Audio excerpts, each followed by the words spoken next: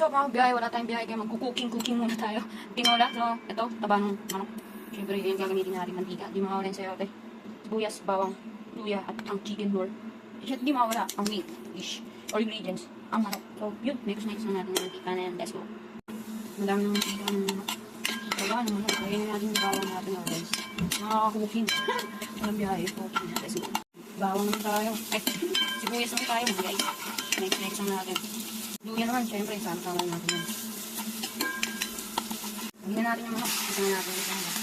Lagyan natin ng konting fish sauce. Ay, dami! Lagyan din natin ng black pepper. Para solid. Smoothie. Lagyan na natin sabaw ng buka. Tsaka naman. Chicken cubes. Pero optional lang to, kaya parang mag-decision ng buhay niyo. Cheers. Tunawin lang natin yan, guys. Para solid na sauce. Okay. Sayote.